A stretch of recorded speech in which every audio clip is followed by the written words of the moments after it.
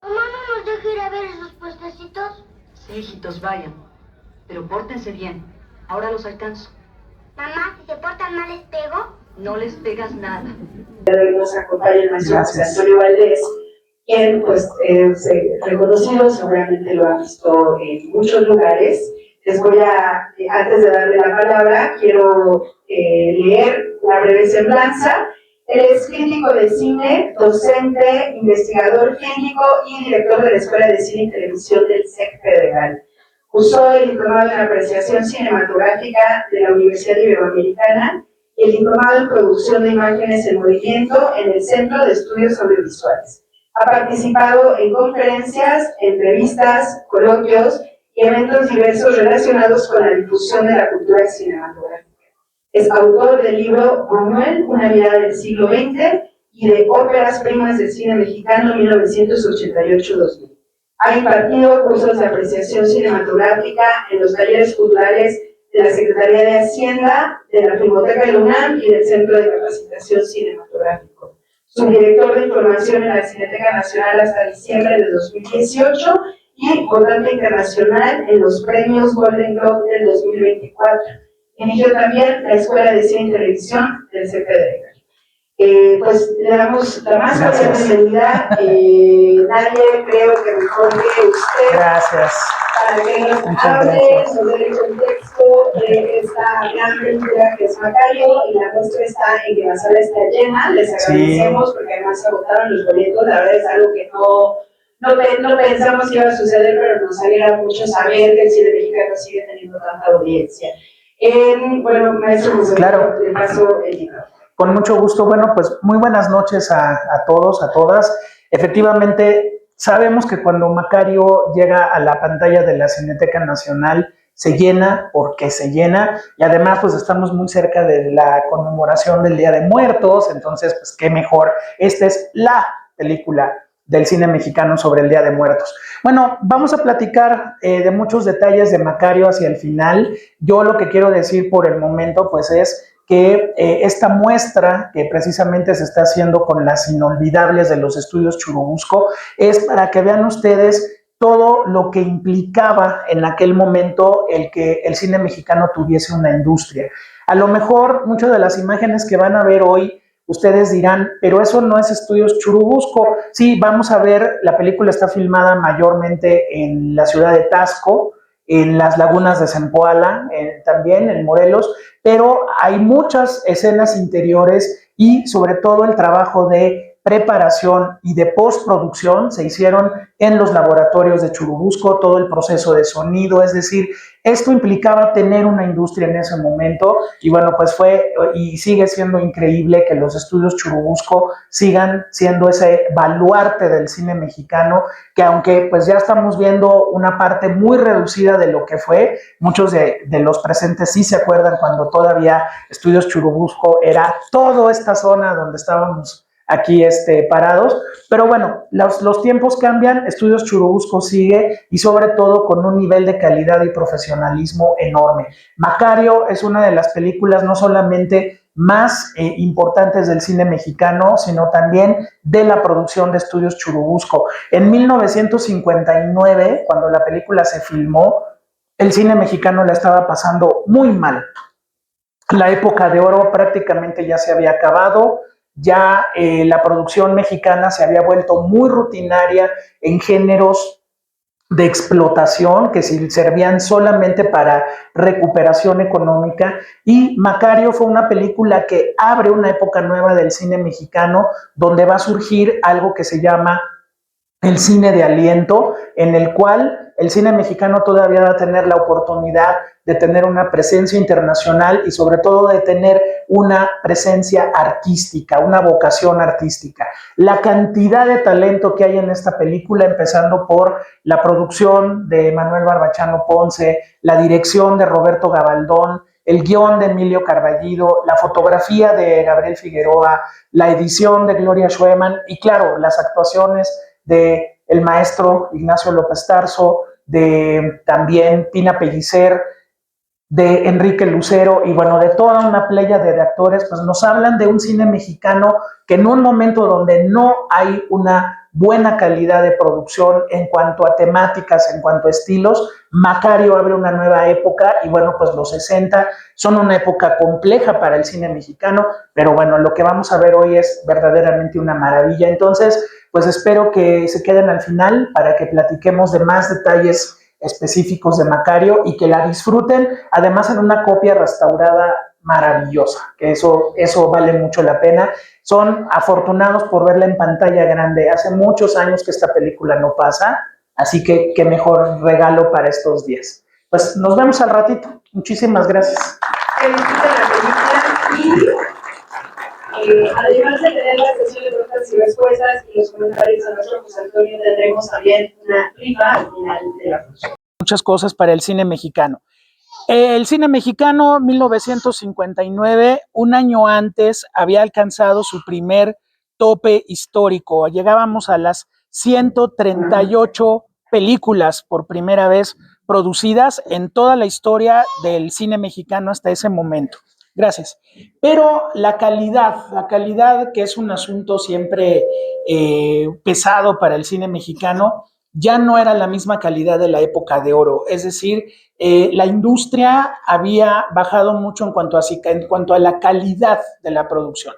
Desde finales de la época de oro, los productores tradicionales habían decidido reducir semanas de rodaje, habían reducido presupuestos de forma muy dramática, pero sobre todo es muy peligroso cuando una industria pierde su vocación artística. Estábamos en un momento de festivales internacionales donde empieza a moverse la idea del cine de autor y el cine mexicano seguía clavado en la comedia ranchera, en el cine de luchadores, en géneros que eran comerciales y que no tenían una salida hacia afuera. Entonces, pasó algo muy interesante en 1959. Vieron que la película está producida por Clasa Films Mundiales. Es la unión de dos compañías productoras importantísimas. Compañía Cinematográfica Latinoamericana S.A., que eso significaba Clasa, que se había creado en 1935 para la filmación de Vámonos con Pancho Villa, de Fernando de Fuentes, existe desde el 35, y Films Mundiales, que fue una empresa que pues el dinero, el capital, venía de los dueños del Palacio de Hierro, nada menos. Entonces, Films Mundiales fue la compañía que hizo cine de arte o cine con mucha vocación artística en la época de oro. Las dos compañías fueron avanzando en la historia, finalmente en el 59 se fusionan como Clasa Films Mundiales y entra un nuevo sexenio con el presidente López Mateos y Gabriel Figueroa se pone las pilas y hace de Clasa Films Mundiales una casa de producción de cine de calidad. Van a elegir proyectos que tienen que ver con cine y literatura y en particular con un escritor alemán que vivió mucho tiempo en México y cuyo nombre sigue siendo desconocido porque tenía como 15 nombres diferentes. Hay una calle que pasa muy cerca de la Cineteca Nacional. Nos vamos a quedar con esa leyenda de que se llamaba Bruno Traven, pero no se llamaba Bruno Traven. Entonces, Bruno Traven fue un escritor alemán que pasó por toda una odisea en el mundo, en campos de concentración, en la Guerra Civil Española, y llegó finalmente a México y escribe varias novelas importantes sobre el México profundo, el México, por ejemplo, de los trabajadores esclavos en la península de Yucatán, en el caso de la rebelión de los Colgados, por ejemplo, o el caso del Tesoro de la Sierra Madre, que es una historia de aventuras que la va a filmar la película John Huston con Humphrey Bogart, que es maravillosa. Tenemos Rosa Blanca, que era una denuncia de cómo las compañías alemanes y estadounidenses se quisieron apropiar o estaban apropiándose del petróleo mexicano antes de la expropiación. Y desde luego Macario. Macario es una novela que juega con el realismo mágico y que juega con muchas tradiciones europeas. Por ejemplo, esta entrada de Macario al bosque para encontrarse con el diablo, con Dios y con la muerte, es un tema muy europeo. Y este tema de la realidad alterna, donde finalmente nos damos cuenta de que todo fue un sueño de muerte de Macario, también tiene que ver con esa tradición. Entonces, Clasa compra varios de los derechos de Traven, se va a filmar Rosa Blanca, se va a filmar Días de Otoño, todas películas protagonizadas por el maestro López Tarso y con fotografía de Gabriel Figueroa. Y pues bueno, sin duda Macario es una película que va a cambiar las reglas. La dirige pues uno de los 5 grandes directores de la época de oro, el maestro Roberto Gabaldón,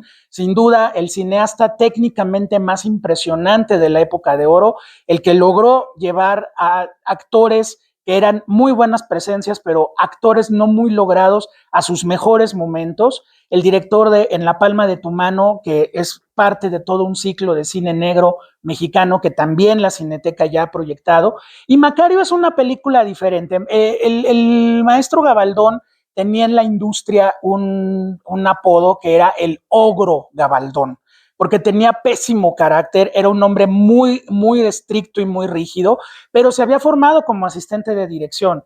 El asistente de dirección en el cine es el que pone orden en el set para que cuando llegue el director dirija. Entonces Gabaldón se formó en ello, cuando se vuelve director se vuelve muy estricto, pero si ustedes ven los resultados en pantalla son inmejorables. Pedro Armendáriz, María Félix, Dolores del Río, Arturo de Córdoba, están estupendamente bien cuando los dirige Gabaldón, porque hay una mano de hierro. El maestro López Tarso venía ya de trabajar por lo menos en 2 o 3 películas importantes, una de ellas Nazarín, de Luis Buñuel, y se va a Macario, lo elige Roberto Gabaldón. Originalmente Macario iba a ser Pedro Armendáriz. Qué bueno que Pedro Armendáriz no pudo hacer la película porque no sería lo mismo que el tono que le da el maestro López Tarso.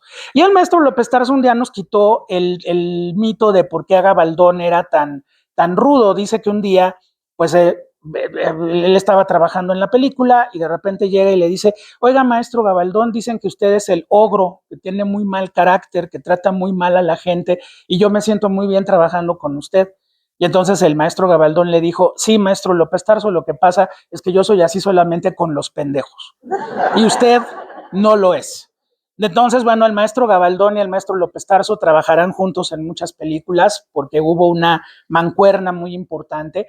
Pero lo bonito de Macario, más allá de algunas cosas de exotismo y de folclorismo que le han llegado a criticar al paso de los años, que realmente no importa, es el tono de cuento de hadas que tiene. La película está coescrita con Emilio Carballido, uno de nuestros más grandes dramaturgos, y tomando en cuenta toda esta filosofía popular, tomando en cuenta todo lo que la película puede hacer, se aprovechó al máximo todos los recursos que tenía Gabaldón en la parte técnica, en la parte de producción y en la parte narrativa. Vamos a ver cada una. La fotografía de Gabriel Figueroa es extraordinaria, o sea, cómo la fotografía va dando ese mismo tonito de cuento de hadas a través del manejo de la niebla, el manejo de las sombras, esta escena de las grutas de Cacahuamilpa que es de antología para el cine mexicano. Efectivamente, ustedes ven ahí más de 5,000 velas que se prendieron todas y cada una dentro de un ambiente controlado como era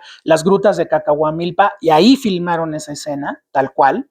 Por otra parte, pues tenemos esta visión de producción, es decir, cómo aprovechar locaciones como pues la ciudad de Taxco, que se ve bellísima. Entramos a la Catedral de Santa Prisca, que a lo mejor algunos de ustedes conocen, vimos las lagunas de Zempoala, vimos las grutas de Cacahuamilpa, pero también vimos los estudios Churubusco. El interior de la casita de Macario es un foro de Churubusco, donde hacen el juicio de Macario también, donde él llega a salvar al hijo del virrey, toda la escena de la mazmorra que es buenísima con ese verdugo gritando de terror, que no quiere tener nada que ver con brujos, ¿no? El malvado ese era un malvado, el Luis Aceves Castañeda siempre la hacía de malvado. Entonces ahí Gabaldón se venga de todos nosotros, ¿no? Con él. Entonces, la película tiene ese nivel de producción, ese cuidado en la ropa. ¿Se fijaron ustedes los olanes, la ropa bien producida, las pelucas se ven bien, los maquillajes están muy logrados? También, pues bueno, además del elemento actoral, que todos están increíbles, hay que destacar sin duda tres personajes. Uno de ellos, Enrique Lucero, que es un actor muy mexicano de tipo y que te da una muerte preciosa. esa muerte campesina que se está muriendo de hambre desde hace miles de años y que luego se vuelve tu comadre y que luego pues ya cuando tú te metiste en problemas, ella ya no puede hacer nada, pero esa dignidad que le da Enrique Lucero era un actor de carácter. Enrique Lucero, yo digo que tiene dos grandes personajes en el cine mexicano, uno de ellos la muerte de Macario y el otro el malvado sacerdote de Canoa de Felipe Casals. Son sus dos grandes personajes. Tenemos, bueno, al del maestro López Tarso, ¿qué podemos decir que no se haya dicho ya? Una de las grandes figuras del teatro, de la televisión, del cine, estupendamente dirigido por Gabaldón. Por ejemplo, otra de las grandes anécdotas que recordaba el maestro López Tarso era cuando vemos a Macario cargando la leña. En una producción donde tú quieres cuidar la integridad de tu actor porque es una estrella de cine, que seguramente hubiera pasado con Pedro Armendáriz, le pones troncos de plástico, le pones troncos de otro material que no pesen. Aquí, de repente, al maestro López Tarso, que era un hombre bastante alto, por cierto, y delgado, le ponen el mecapal con toda la leña y era leña auténtica. Entonces dice que se dobló inmediatamente, volteó a ver al maestro Gabaldón y Gabaldón le dijo, es que te necesito ver las venas, cómo se te están brotando. No quiero que esto sea una película de truco, quiero que tú cargues la leña y te encorves como Macario por los días de su vida.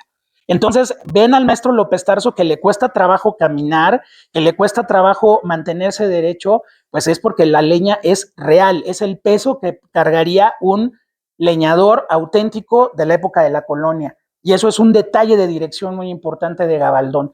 Y por otra parte, pues una estupenda, maravillosa, lástima que se nos fue pronto, Pina Pellicer, donde los dos estilos de actuación están perfectamente bien coordinados. Pina Pellicer, que ya es la actuación contemporánea, la mujer que estudió con Sequizano, que trae actuación de método, que es un personaje muy sutil, muy bonito, pero muy fuerte al mismo tiempo.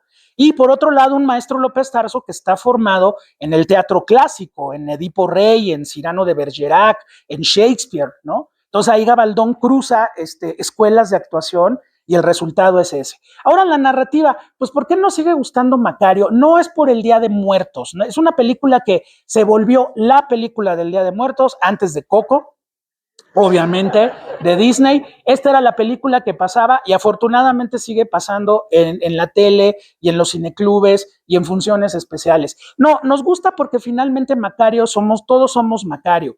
Somos un pueblo con hambre de muchas cosas. Somos un pueblo que ha luchado y que está cargando un mecapal todo el tiempo durante miles de años y seguimos andando con ese mecapal y con ese peso. Pero también tenemos hambre y tenemos hambre no nada más de un guajolote. El guajolote es lo de menos.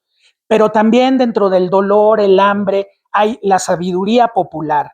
Esa señora maravillosa que dice, tráiganle al niño un caldo de sopilote que es muy bueno, y Macario que cuando finalmente Dios y el diablo llegan para solicitarle un pedacito de guajolote y él se los niega por diferentes razones, con la muerte, lo que le dice Macario es maravilloso, es que yo pensé, ya no da tiempo, cuando llega ya no da tiempo, entonces departo el guajolote y mientras tú comes yo como y no me quedo sin comer. Esa sabiduría popular, ese entender la relación que tenemos con la muerte es lo que le hace una película tan especial. Para terminar, pues bueno, Macario siguió abriendo puertas. La película implica nuestra primera nominación al Oscar como mejor película extranjera en 1960. Ni modo, nos ganó Ingmar Bergman con El manantial de la doncella, pues es que también está dura la competencia, pero finalmente Macario fue la primera, lo logramos hasta la octava con Roma de Alfonso Cuarón, que México tenga un Oscar de mejor película ahora internacional, como se llama el premio, pero bueno, el Macario abre la década de los 60 a un cine mexicano que va a estar entre lo comercial y estas películas que hicieron Clasa Films Mundiales o que hizo Luis Alcoriza o las últimas 3 películas de Buñuel antes del primer concurso de cine experimental y de que vengan los Caifanes y toda esa nueva época. de una década de los 60 que fue pues muy complicada para nuestro país, pero para el cine mexicano fue muy delicada. La crisis de calidad era muy constante, pero estas películas que mencionamos, entre ellas Macario, lograron sacar al cine mexicano con la dignidad que siempre se merece. Así que bueno, pues como se podrán dar cuenta, pues sí es una de las películas más memorables entre las 2,900 películas que ha producido los estudios Churubusco, está Macario, y eso es una cuestión de mucho orgullo. Pues muchas gracias. No sé si va a haber preguntas, no lo sé. Por ahí tenemos un micrófono. Muchas gracias. Podemos abrir un espacio para preguntas y respuestas, a lo mejor un par. Entonces, a ver, aquí nuestra amiga. A ver, adelante. Hola. Hola. Me gustó muchísimo tu explicación. Gracias. Yo quisiera preguntar, porque justamente dentro de la parte de la crítica del pueblo con hambre, o sea, a mí, ahora viendo otra vez Macario, lo que me cuesta trabajo es como esta historia de que desea algo más y es ambicioso y sale mal, ¿no? O sea, ¿esa es la parte de la idea o en realidad ahí hay otro mensaje alrededor de su enriquecimiento? Bueno, mira, Traven, como lo maneja en la novela y la película no es muy distinta, la muerte le agradece a Macario con el agua milagrosa, ¿no? Pero el agua milagrosa, no te dije, ármate un sistema de salud, ¿no? No es lo mismo. Entonces, finalmente Macario por eso es un cuento de hadas. Un cuento de hadas lleva moraleja. Entonces la moraleja aquí es cuando él le dice, oye, pero me estás traicionando, le dice, no, no te estoy traicionando, yo te agradecí tu gesto, que tú te pusieras a hacer esto es otra cosa. Y acuerda que hay esa parte donde la muerte le dice, hay cosas que ni tú ni yo sabemos, porque hay alguien arriba, ¿no? Es como la muerte de Bergman en El Séptimo Sello, ¿no? Que dice, yo soy un empleado, o sea, yo vengo y acabo con la gente, pero el de arriba es mi jefe. Entonces aquí lo mismo, para que haya esa moraleja, pues no es que salga mal, lo que pasa es que finalmente Macario, el hambre que tiene, esta escena cuando están todos los niños con su guajolote, es un exceso, pero es un exceso que está ocurriendo en ese sueño de muerte. La cocina de Macario, que parece una bodega de ultramarinos, pues es porque Macario tiene hambre. Y pues bueno, quienes somos papás, de repente, pues los hijos ya te quitan la comida y te quitan el tiempo y te quitan la vida y te quitan muchas cosas. Esa es una realidad. Entonces, Macario, el hambre que tiene es un hambre con una H enorme que abarca tantas cosas que, bueno, la esposa lo único que puede hacer es, pues, darle su guajolote y que se lo coma, ¿no? Y que se lo coma solo, sin que los niños se lo coman igual. Entonces, tiene que haber la moraleja para ello, pero, pues, es una moraleja que habla de la condición humana. Finalmente, Macario es humano. Y Macario tiene ambición y Macario tiene ganas de ser como los ricos. Ve el sueño de las marionetas. El sueño de las marionetas son los ricos comiendo, los pobres viendo desde afuera, y de repente las marionetas pobres se meten a la casa, acaban a huesazos con los ricos, empiezan a tragar y empieza él a sufrir porque se están comiendo todo y ya no le van a dejar nada. Es una película sobre el hambre, no es una película sobre la muerte. Es sobre el hambre de un pueblo que ha tenido hambre toda la vida y que ha sufrido una inequidad social toda la vida y que solamente en el sueño se va a poder hacer realidad que alguien como Macario llegue hasta donde llegue. Ni modo, ¿no? Muy bien. ¿Quién más? ¿Quién más? ¿Quién más? A ver, tenemos manitas por allá. Perfecto. Adelante. Hola, buenas noches. Quiero hacer una pequeña observación. Sí. Hablaste de la producción, sí. dirección, fotografía, sí. Peinado de Marta Chiu. Sí. Berta Chiu. Berta Chiu. Pero te pasó un pequeño detalle. Ajá. Se te olvidó la música de Raúl Lavista. Raúl Lavista. Claro que sí. Si la sí. música de Raúl Lavista, yo creo que hubiera sido la llévanos adentro claro. en la historia. Mi pregunta es, Raúl Lavista tuvo varias nominaciones. Sí. ¿No? 16 en realidad. Sí. Y ganó por Tizoc, Noche, creo. Sí. Bueno, Macario ganó es mi pregunta. No, ya no estaba. No, porque fíjate que cuando Macario, un año antes de Macario, la Academia Mexicana de Artes y Ciencias Cinematográficas se disuelve. los productores dicen, ¿para qué vamos a estar entregándonos estatuas entre nosotros?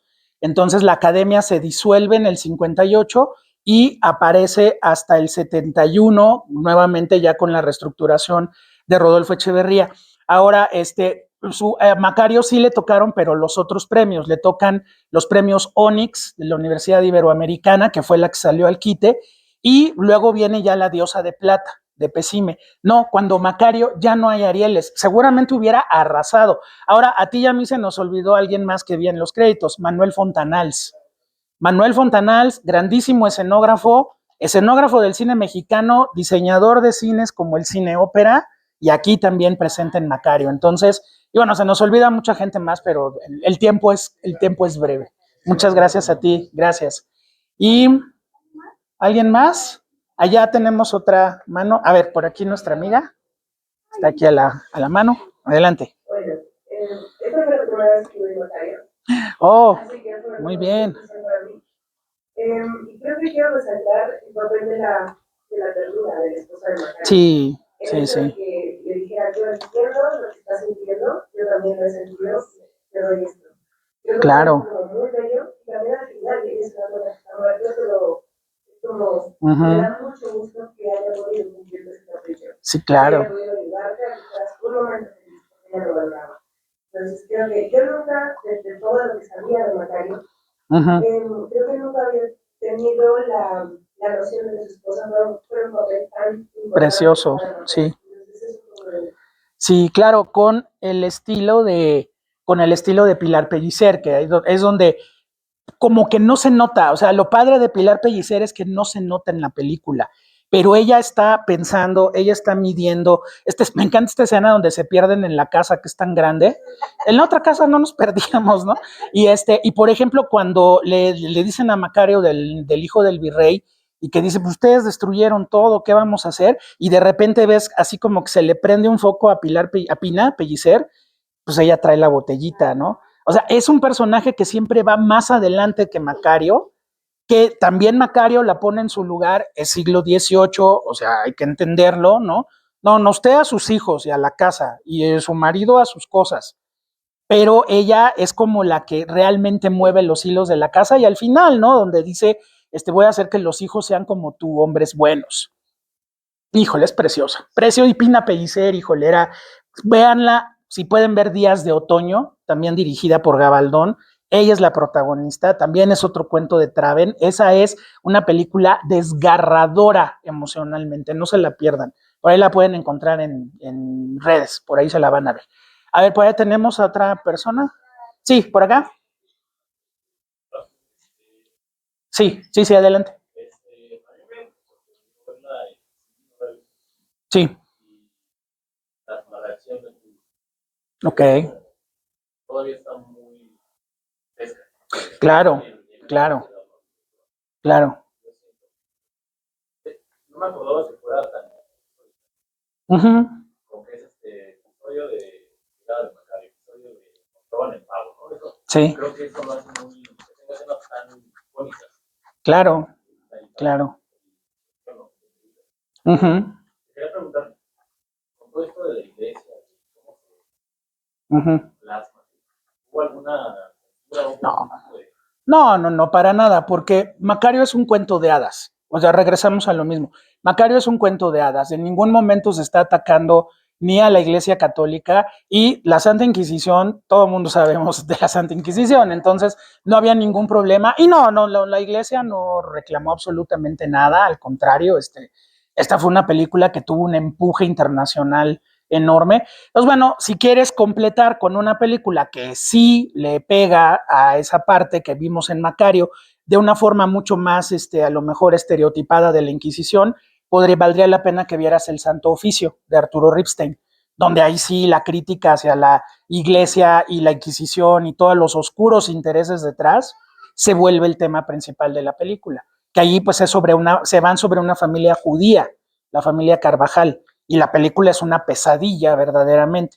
No, en Macario no hubo ningún problema. Macario tiene ese tono de cuento de hadas, y la crítica o no a la Santa Inquisición sale sobrando. En el momento en el que ves a los inquisidores ya sabes que es la maldad, ¿no? Y la película es eso, o sea, la película es el bien, el mal, y lo que finalmente sentimos los seres humanos tenemos que estar entre el bien y el mal siempre, y siempre tenemos hambre, y lo único que nos seguro nos va a pasar un día es que nos vamos a morir. Es como una cruz narrativa, Macario, ¿no? Sí, muy bien. Sí. Ponen bien a Dios, Sí. pero la autoridad así, bueno, Sí, muy mezquinos, ¿no? El cuate que le empieza a sacar lana de lo de Macario es un mezquinazo, pero por ejemplo, la visión que tiene Macario de Dios, el diablo y la muerte es la visión de Macario de ellos. O sea, Dios está como si fuera una imagen del barroco mexicano. El diablo es un charro, que obviamente es enemigo del leñador porque se cree mucho y trae sus espuelas de oro y todo. Es como un charro chinaco, ¿no? Y la muerte es una muerte campesina, porque finalmente es lo que Macario conoce, ¿sí? La muerte del séptimo sello de Bergman se le aparece al caballero vestida casi de monje, ¿no? Entonces, bueno, son representaciones de, pero finalmente es muy importante entender que a Dios, el diablo y la muerte, Macario los ve como él los entiende, ¿sí? Entonces, bueno, por eso es tan bonita la película, ¿no? Tú nos dices, a la hora que... Sí. Tenemos... Vamos a un comentario más y sí. después hacemos la rifa para que... A ver, el señor de allá atrás tiene un ratote levantando la mano. Levante la mano para que lo vean. Sí. Y ya con eso terminamos. Adelante, ahora sí, por favor. Gracias. Verla una y otra vez, porque me evoca mucho. Oh. Soy el nieto de la claro, película de Macario, claro. y realmente el impacto que Gabriel Figueroa hicieron el dueto Gabriel Figueroa Ángel Corona, sí. que es el foto fija de las tres, la de Rosa Blanca, ajá. y la de Días de otoño. Entonces, para mí, la verdad, siempre que la veo me trae muchos recuerdos. Qué padre. De la familia. Claro. Y pues, esa relación de Corona con Gabriel Figueroa se remonta más atrás con mi abuelita Corona, que fueron fotógrafos de claro. y de ahí, bueno, qué padre. No, claro que sí. La dejen de proyectar una y otra vez en pantalla grande. Claro que sí. Para mí, para todos, yo creo, un halago. Como debe de ser, y en esta calidad maravillosa. Sí, la colección Corona yo la conocí trabajando en acervos en la Cineteca Nacional, me tocó hacer clasificación, me tocó trabajar y sacar cajas y fotos y así, y ese es un oficio que, por ejemplo, se ha perdido mucho, ¿no? La foto fija. Este fotógrafo que tomaba las escenas de la película, a veces recreadas por los actores, y eran luego las escenas que se veían en los lobby cards de los cines, y en muchas cosas que ya desaparecieron. Entonces, bueno, pues sí, qué padre, muchas felicidades. Muy bien, pues adelante, vamos con lo que sigue. Recuperamos testimonios de muchas historias de ellos que están recogidas en este libro y es uno de los premios que se podrán llevar. Otro es una libreta y la bolsa conmemorativa también de los 80 años. Entonces, muy bien. Pues la mano santa será la del maestro. Sí, ¿seguros? Bueno. Bien.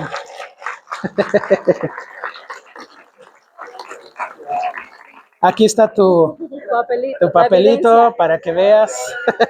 Jorge Morales R. Ahí está, muy bien. Se lleva la libreta. Aquí está el papelito. Carolina Covarrubias. Carolina Covarrubias. Carolina, pásale, Carolina. Muchísimas gracias. Gracias a ustedes, muchas gracias, de verdad. Muchas gracias. Buenas noches.